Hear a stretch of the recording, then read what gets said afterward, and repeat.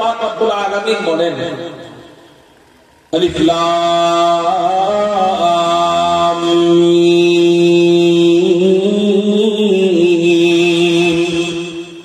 যালিকাল কিতাবু লা রাইবা ফীহি।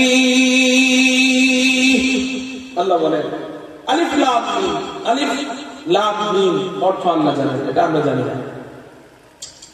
যালিকাল কিতাবু লা রাইবা ফীহি, আল্লাহ বলেন এই কিতাব, এই কোরআন এমন এক কোরআন লা রাইবা ফীহি, যার মধ্যে কোনো সন্দেহ নাই।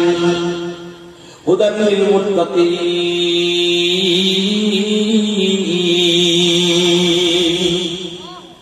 আমি ইশারাটা কেন দিলাম? আপনারা তো অবশ্যই বোকা না, বুঝছেন কেন দিচ্ছি। এই পৃথিবীর চালুরি বুঝে আপনারা বুঝেন নাই কেন? এই জন্য আল্লাহর নামটা একটু মজা নিয়ে বলবো, চিৎকার দিয়ে বলি না আল্লাহু আকবার। अल्लाह अल्लाह क्या मजा मनुष्य के पैखाना में है, अल्लाह अल्लाह क्या मजा मनुष्य के पैखाना में है। दोनों आलम की हकीकत एक पैमाने में है, दोनों आलम की हकीकत एक पैमाने में है। अल्लाह अल्लाह बोलते जार मजा लगे, सुनते जार मजा लगे। এই জন্য আর আমরা বসে থাকবো না, আকাশ পাতাল প্রকম্পিত করে উচ্চ কণ্ঠে চিৎকার দিয়ে বলবো আল্লাহু আকবার। এবার আমি বললাম, লেখা বলছে, এখন বলবো না, শুধু ইশারা দিব, দেখি তো আওয়াজ আগের মতো থাকে কিনা। মাশাআল্লাহ, পারবেন তো? ইশারা দিয়ে আওয়াজ করতে পারবেন তো? আল্লাহ আমাদেরকে কবুল করুক, সবাই বলি আমিন। মুহতারাম হাজিরিন, আল্লাহ পাক রব্বুল আলামিন বলতেছেন যালিকাল কিতাবু লা রাইবা ফীহি, এই কোরআন, এই কিতাব এমন একটা কিতাব লা রাইবা ফীহি, এর মধ্যে কোনো সন্দেহ নাই। হুদাল লিল মুত্তাকিন।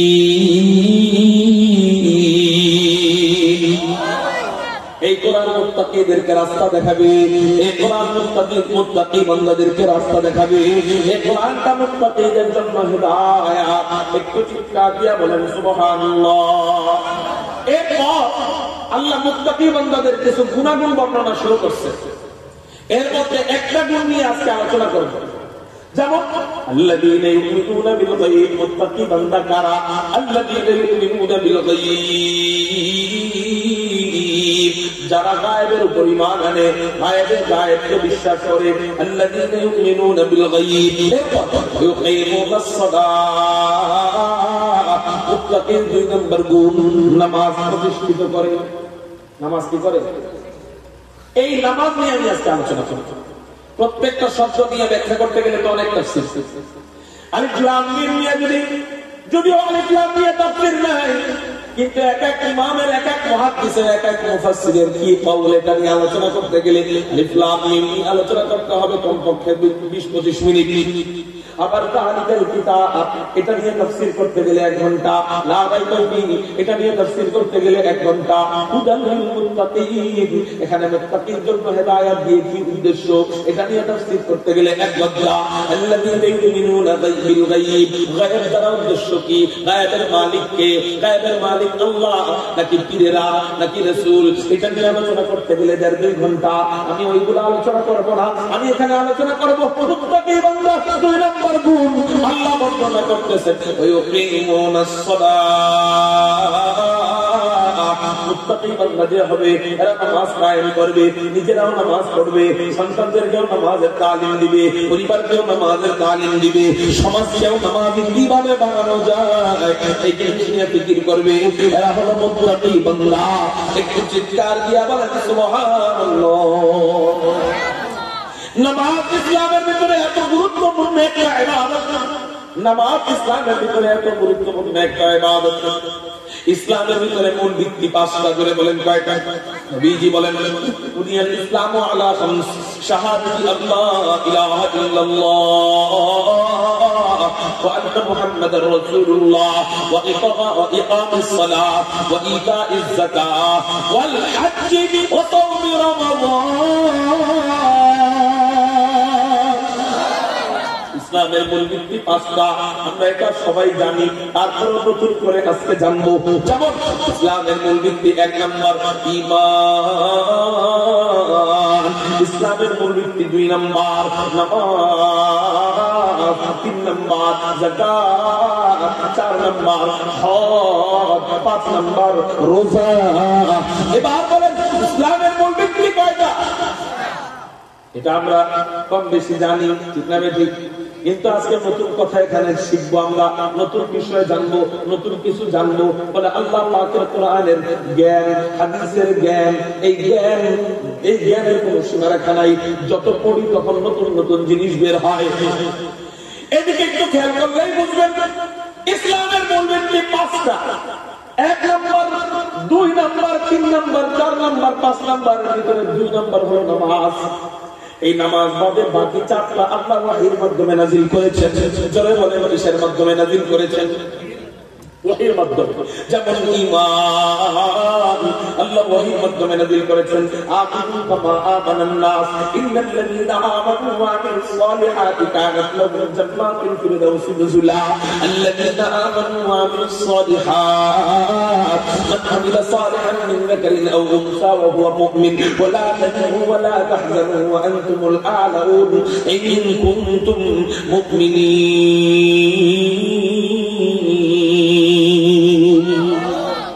এই যে ঈমান সম্পর্কিত আয়াত, এই ঈমান নাযিল হয়েছে ওহীর মাধ্যমে, ঈমানের বিধান আসছে ওহীর মাধ্যমে।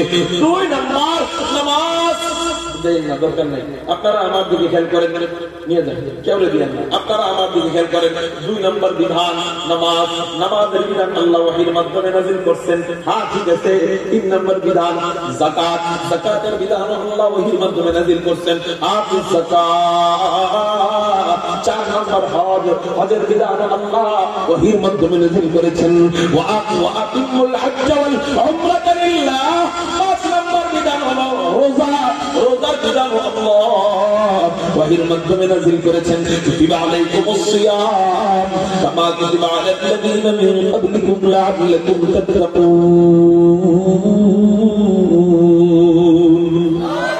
তাহলে 5টা বিধান আল্লাহ ওহীর মাধ্যমে নাযিল করেছেন, ঠিক আছে।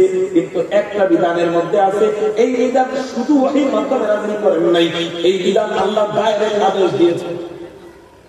সুবহানাল্লাহ।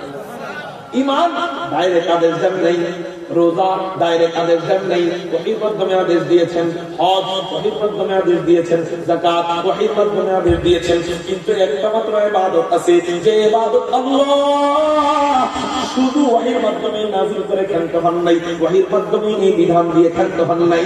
আল্লাহ নবীজিকে কাছে নিয়া নিজের পাশে বসাইয়া আল্লাহ নবীজিকে 5 ওয়াক্ত নামাজের অর্ডার দিয়ে দিয়েছে। বলেন ইসলামের ভিতরে নামাজ গুরুত্বপূর্ণ ইবাদত কিনা? হুজুর নাম ওয়াজ করেন, ফজর পর্যন্ত ওয়াজ করতে রাজি আছি, মাগরিব নামাজ পড়তে রাজি নাই, আছে না নাই?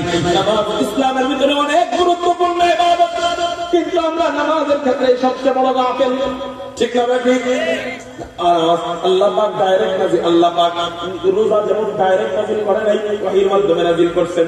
নামাজ আল্লাহ ডাইরেক্ট নাযিল করছেন, ডাইরেক্ট অর্ডার দিয়েছেন। কেমনে? নবীজি মিরাজের রাতে ঘুমায়েছিলেন, মিরাজের রাতে নবীজি ঘুমায়েছিলেন উম্মে হানির ঘরে।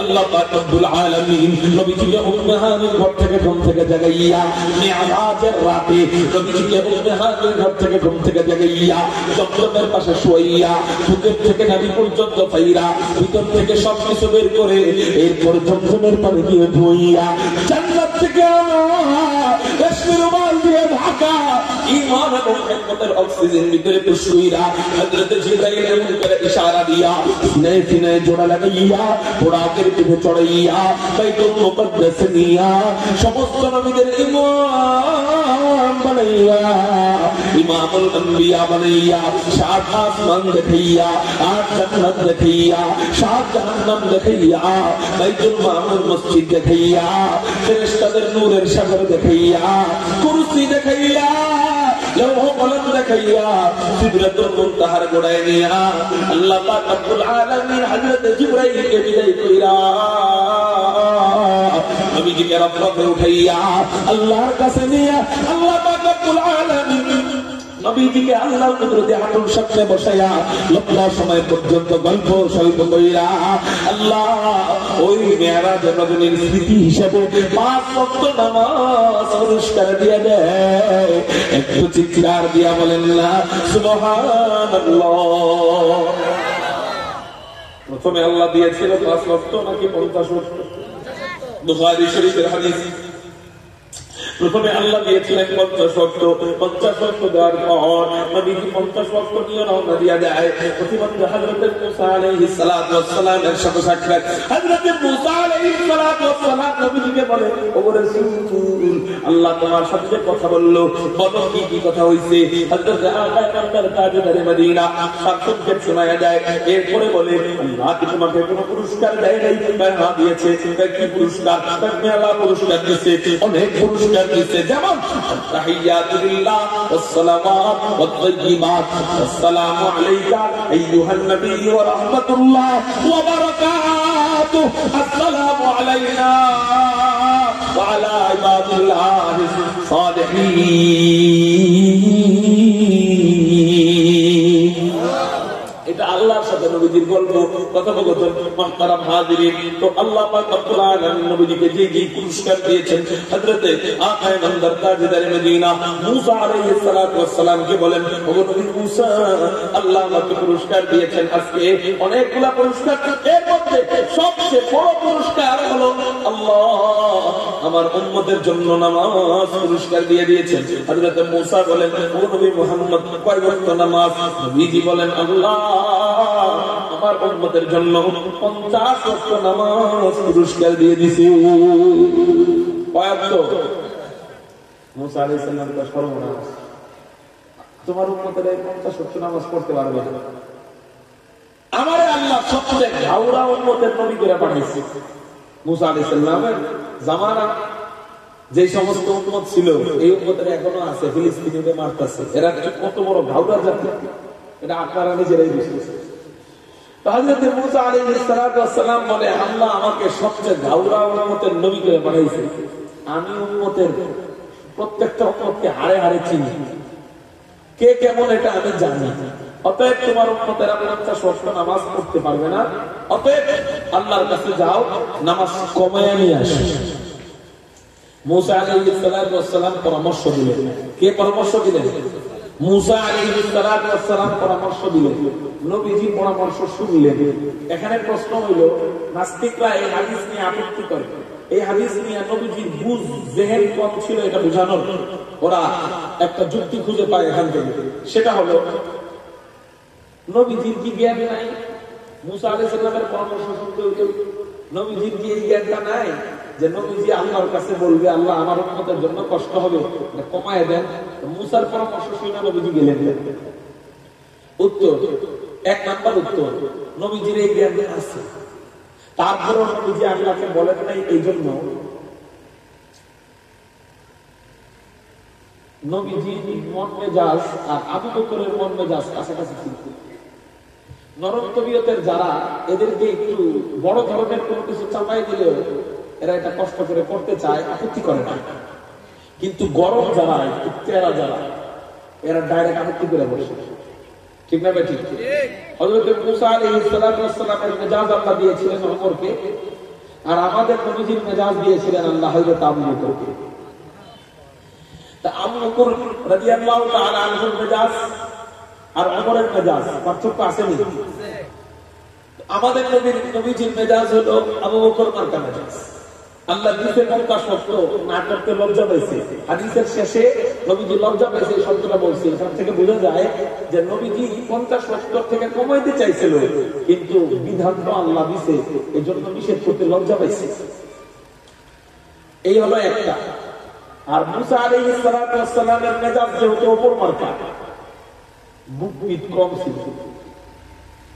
তেরা উম্মতের নবী তো ওই রকম আল্লাহ বানায় পাঠাইছে।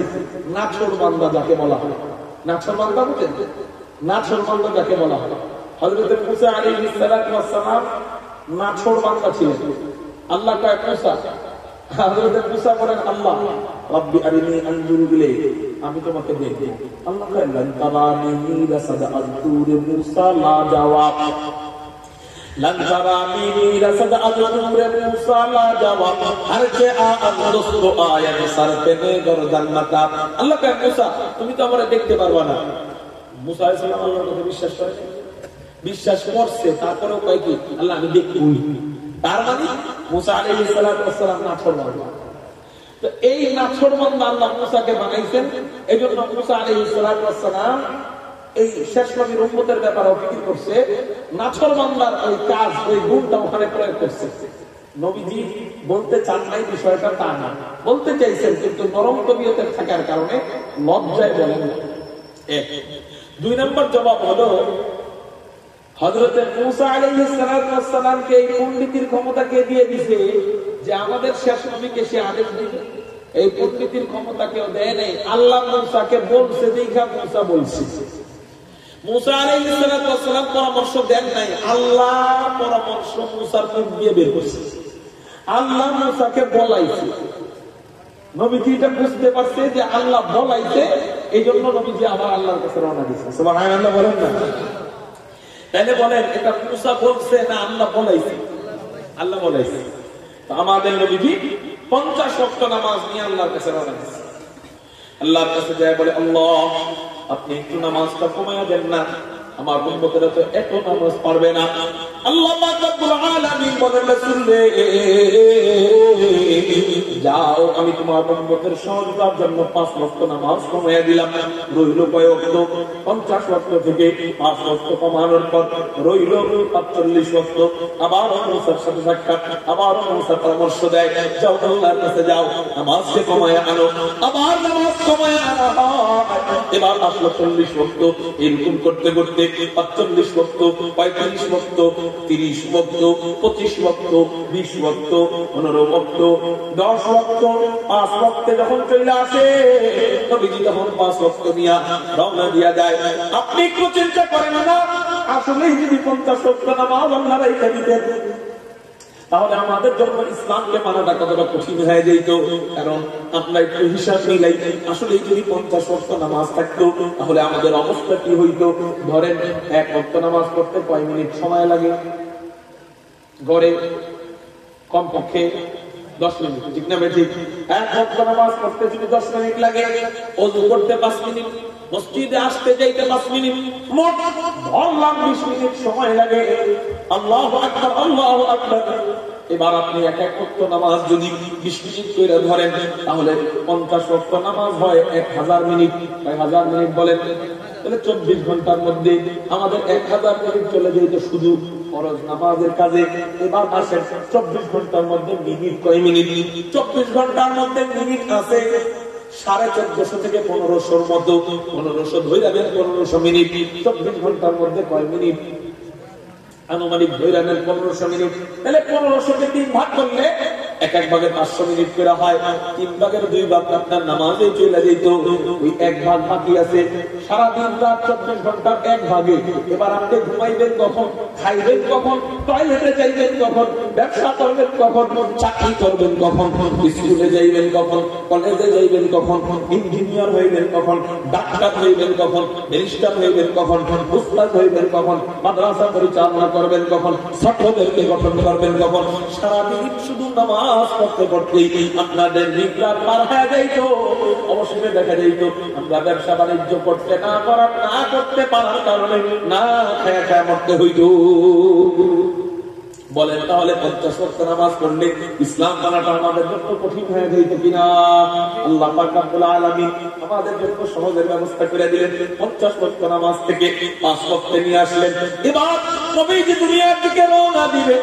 আল্লাহ পাক রব্বুল আলামিন নবীজির চেহারার দিকে তাকায় বলেন, রাসূল তোমার দিলটা, তোমার চেহারাটা খুশি করার জন্য আমি আল্লাহ তোমার সব ধরনের দোয়াই তো কবুল করলাম।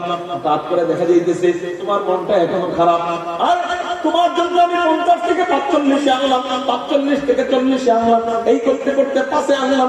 তোমার মনটা খুশি হওয়ার কথা, তোমার চেহারায় হাসি থাকার কথা, কিন্তু রাসূল তুমি 5 ওয়াক্ত নিয়ে রওনা দিতেছো দুনিয়ায়, চেহারায় মলিনতার ভাব কেন?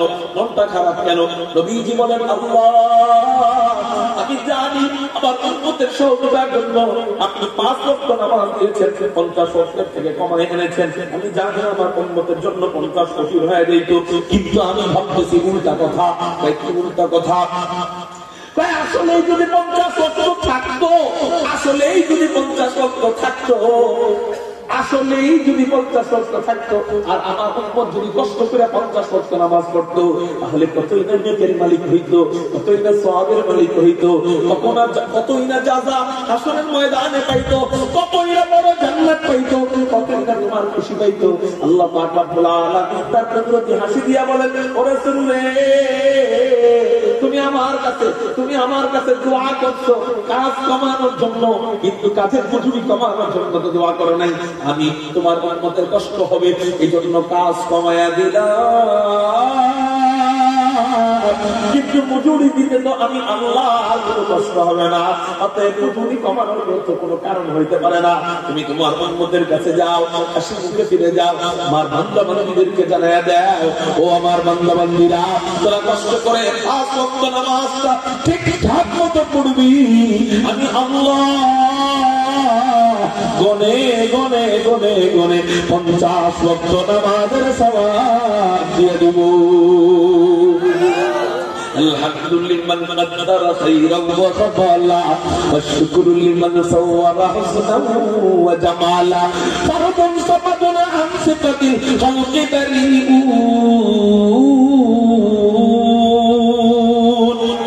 আবার বলে গেছে আল্লাহু আকবার। فرد صمد عن صفة الخلق بريء رب أزلي خلق الخلق كمالا رب أزلي خلق الخلق كمالا الآن كما كان ولم يلق زمانا الآن كما كان ولم يلق زمانا لا شبه ولا مثل ولا عم وقالا لا شبه ولا مثل ولا عم وقالا لا ضد ولا ند ولا حد لمولى لا ضد ولا ند ولا حد لمولى لا تقوى ولا جلد ولا عظم وقالا لا تقوى ولا جلد ولا عظم وقالا তার জবান যেন বন্ধ থাকে না, চিৎকার দিয়ে বলি না আল্লাহু আকবার। মুহতারাম হাজিরিন, খেয়াল করেন, চলেন আপনাদেরকে অন্য একটা আয়াতের দিকে নিয়ে যাই। আজকে যে তথ্য আপনাদেরকে দিব, আমার জানা নাই আমার আগে কোনো হুজুর এই তথ্য দিছে কিনা, হয়তো বা দিতে পারে, কিন্তু এই তথ্যটা আল্লাহ আমার মাথায় ঢাইলা দিয়েছে, এই জন্য আপনাদেরকে বলতেছি। আল্লাহ কুরআনুল কারীমের মধ্যে বললেন এক আয়াতে, ওয়া মা খালাকতুল জিন্না ওয়াল ইনসা ইল্লা লিয়াবুদুন। আল্লাহ বলেন, আমি আল্লাহ জিন এবং মানুষদেরকে সৃষ্টি করেছি শুধুমাত্র আমার ইবাদতের জন্য। জবাব আপনারা দিবেন আমাকে, জিন এবং মানুষদেরকে সৃষ্টি করছে কেন? সবাই বলেন, আরো জোরে বলেন। আপনারা অর্থ পাল্টায় ফেললেন কেন? আমি বললাম শুধুমাত্র ইবাদতের জন্য, আপনারা শুধুমাত্র না বইলা ইবাদতের জন্য বলতেছেন। এবার বলেন, আল্লাহ জিন এবং মানুষদেরকে সৃষ্টি করছে কেন? শুধুমাত্র ইবাদতের জন্য। শুধুমাত্র ইবাদতের জন্য আল্লাহ জিন এবং মানুষদেরকে সৃষ্টি করেছেন। এখন আমার জিন্দেগিকে যদি আমি একটু আমার জিন্দেগির দিক লক্ষ্য করি, আমি চাইলেই শুধুমাত্র ইবাদত আমি করতে পারতেছি না। যেমন আমি ইবাদত করতে গেলেও আমার ঘুমকে ঠিক রাখতে হবে, কারণ না ঘুমাইলে অসুস্থ হয়ে যাব। ইবাদত করতে গেলেও আমার টয়লেটকে ঠিক রাখতে হবে, ইবাদত করতে গেলেও আমার খাওয়াকে ঠিক রাখতে হবে, ইবাদত করতে গেলেও আমার ব্যবসাকে ঠিক রাখতে হবে, ইবাদত করতে গেলেও আমার চাকরিকে ঠিক রাখতে হবে, ঠিক না ঠিক? যেমন কোন ব্যক্তি 60 বছর হায়াত পাইছে, প্রতিদিন 8 ঘন্টা করে যদি ঘুমায়, তাহলে 24 ঘন্টার মধ্যে 3 ভাগ করলে 1 ভাগে 8 ঘন্টা, তো 8 ঘন্টা যদি প্রতিদিন ঘুমায়, তাহলে 60 বছরকে 3 ভাগ করেন, 1 ভাগে কয় বছর? 20 বছর ঘুমাইলো। 10 বছর পড়ালেখা, 10 বছর খানা দানা, 10 বছর ব্যবসা করা, চলে গেল কয় বছর? 40 বছর।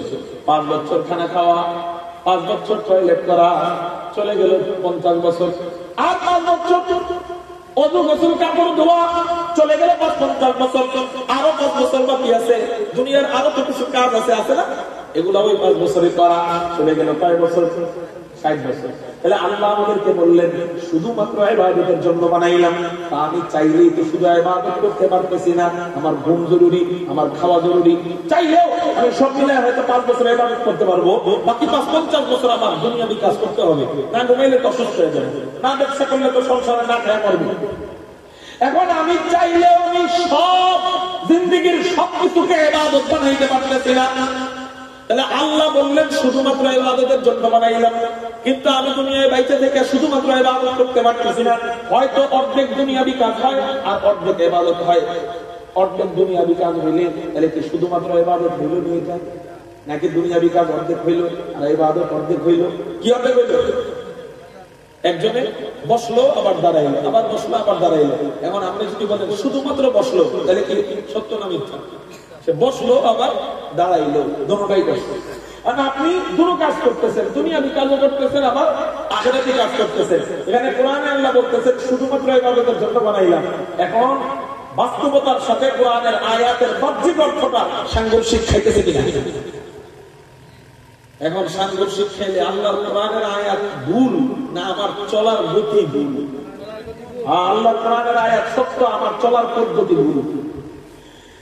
আল্লাহ পাক আমাদেরকে যে অফারগুলো দিচ্ছেন, এই অফারগুলোর মাধ্যমে আমি সারাদিন রাত 24 ঘন্টা ইবাদত না করেও ইবাদতের সওয়াব পাবো। যেমন এই যে 5 ওয়াক্তের বিনিময়ে 50 ওয়াক্তের সওয়াব পাবো। 50 ওয়াক্ত নামাজ পড়তে আমরা ঘরে ধরছি, সব মিলে কয় মিনিট লাগবে? 1000 মিনিট। 20 মিনিট করে এক ওয়াক্ত ধরলে ওযু এবং মসজিদে আসা যাওয়া এবং নামাজ সহ 20 মিনিট করে ধরলে তাহলে 50 ওয়াক্ত নামাজ লাগবে 1000 মিনিট। তাহলে 1000 মিনিট হইল প্রতি 24 ঘন্টা 3 ভাগের 2 ভাগ।